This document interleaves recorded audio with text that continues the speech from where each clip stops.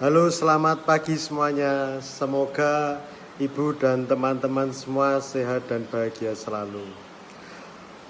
Pada kesempatan ini kami dari kelompok 6 akan mempresentasikan hasil dari diskusi kami mengenai demonstrasi kontekstual.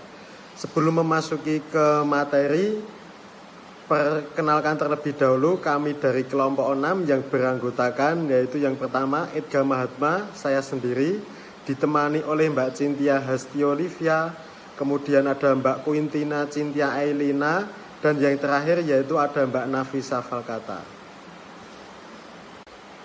Nah, pada hasil dari diskusi kelompok kami yaitu membahas beberapa topik, diantaranya yaitu teori apa saja yang ada di dalam demonstrasi kontekstual, diantaranya yaitu teori behavioristik, teori sosial kognitif, dan juga teori konstruktivisme. Kemudian kita juga akan membahas mengenai model-model pembelajaran apa saja yang nantinya terbentuk berdasarkan prinsip konstruktivisme. Dan terakhir, nanti kita juga akan mempresentasikan mengenai hasil dari diskusi kami, yaitu mengenai rencana untuk meningkatkan motivasi para siswa yang ada di kelas pada 4 kasus yang telah ditentukan sebelumnya. Nah, kemudian saya akan menjelaskan mengenai apa itu teori behavioristik. Teori behavioristik merupakan proses belajar dengan pemberian stimulus yang dilakukan secara berulang untuk membangun suatu pembiasaan. Stimulus yang dimaksudkan di sini yaitu mengenai sebuah rangsangan ataupun dorongan yang nantinya dilakukan secara berulang kali, yang lama-kelamaan itu akan menjadi sebuah kebiasaan.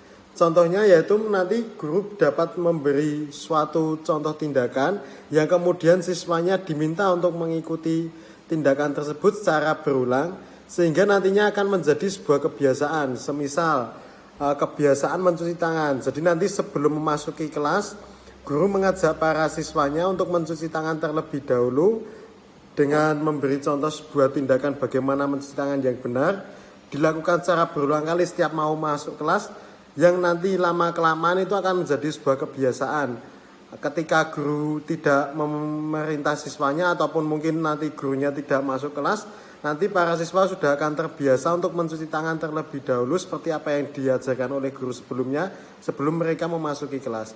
Begitu pula dengan yang membuang sampah. Semisal nanti ada sampah kelas seperti kertas atau mungkin rautan pensil, itu nanti guru memberi contoh dengan membuang sampah pada tempat sampah. Nah, nantinya mereka akan terbiasa apabila menemukan sampah atau mereka mendapati sampah, nanti mereka akan terbiasa untuk membuang sampah pada tempatnya.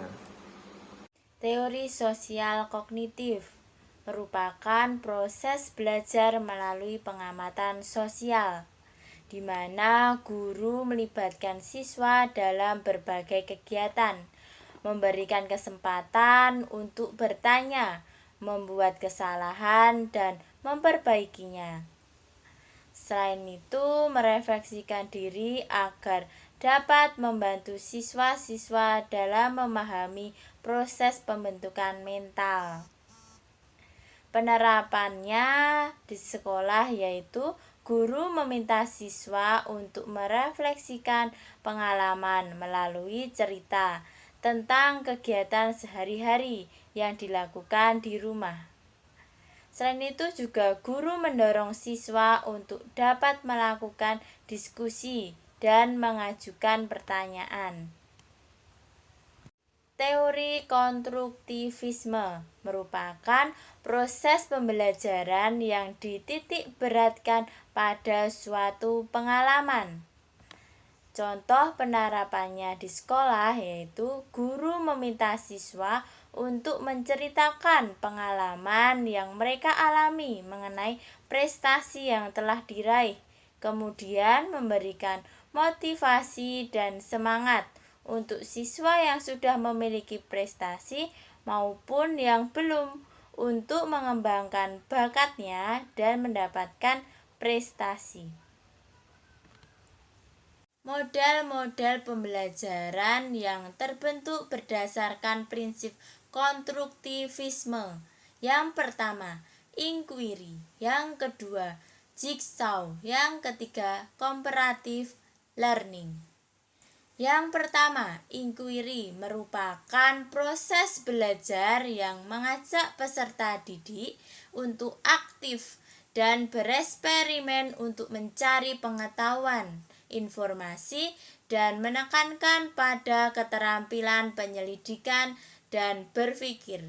Yang kedua, jigsaw merupakan strategi pembelajaran yang melibatkan siswa aktif berdiskusi dalam kelompok, di mana setiap kelompoknya memiliki tanggung jawab untuk saling menyampaikan dengan kelompok lain, sehingga mendapat informasi yang utuh.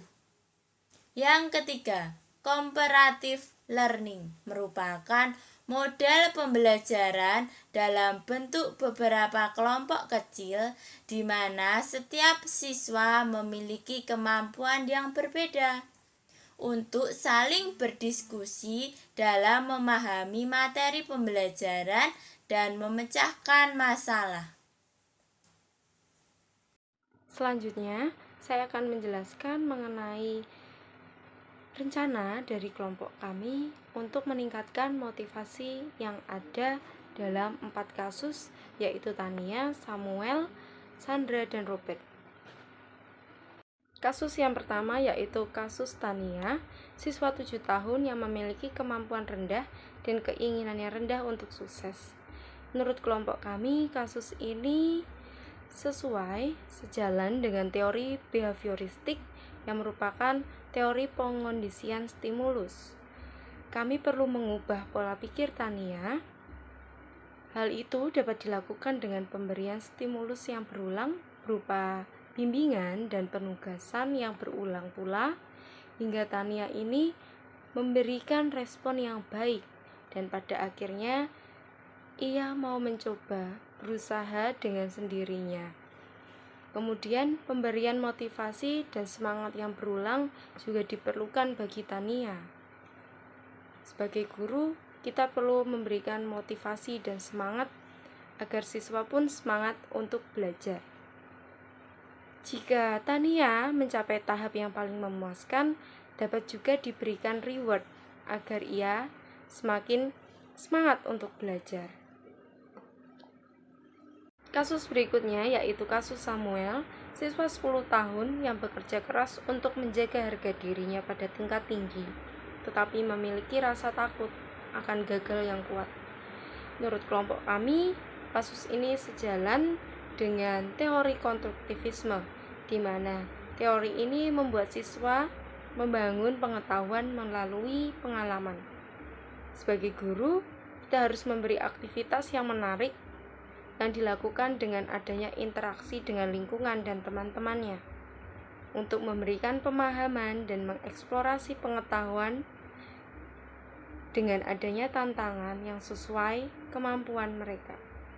Kemudian, guru harus memberikan motivasi kepada Samuel untuk mengubah mindsetnya sehingga Samuel ini percaya atas kemampuan dan potensi yang ia miliki. Komunikasi juga harus penting untuk dijaga dengan memberikan motivasi. Kemudian guru harus menciptakan lingkungan belajar yang nyaman dan menyenangkan bagi peserta didik, terutama seperti Samuel. Baik, terima kasih. Untuk selanjutnya yaitu kasus Sandra yang berusia 13 tahun. Dia adalah seorang yang tenang di kelas dan dia itu tuh meremehkan keterampilan dari teman-temannya.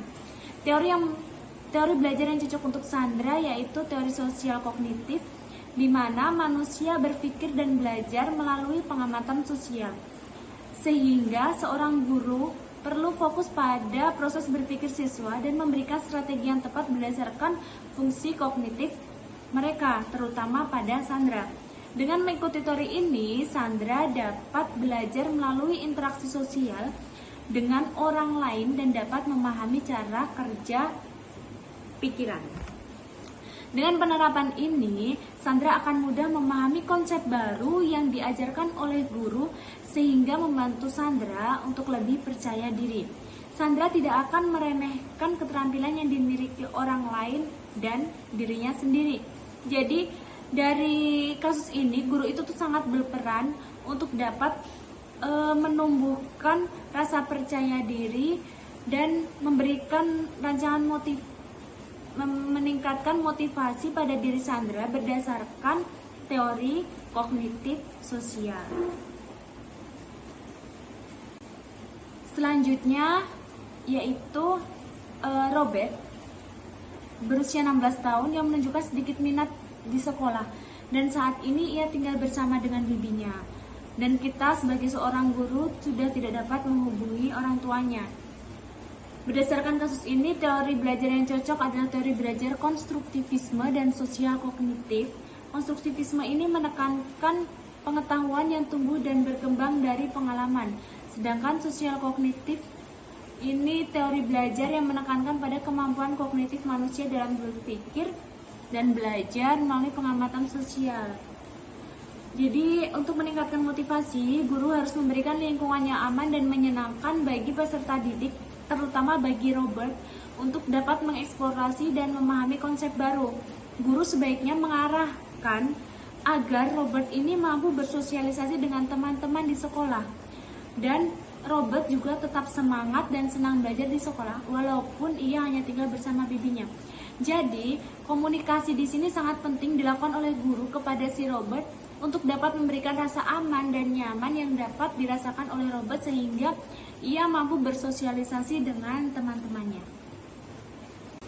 Berikut presentasi dari kami dari kelompok 6 tentang demonstrasi konseptual dengan topik pembahasan penerapan teori behavioristik, teori sosial kognitif, dan teori konstruktivisme, serta model-model pembelajaran apa saja yang dapat terbentuk berdasarkan prinsip konstruktivisme, kemudian rencana untuk meningkatkan motivasi para siswa yang ada di kelas pada 4 kasus yang berbeda. Selanjutnya, semoga presentasi ini dapat bermanfaat dan terima kasih untuk teman-teman dan sampai jumpa.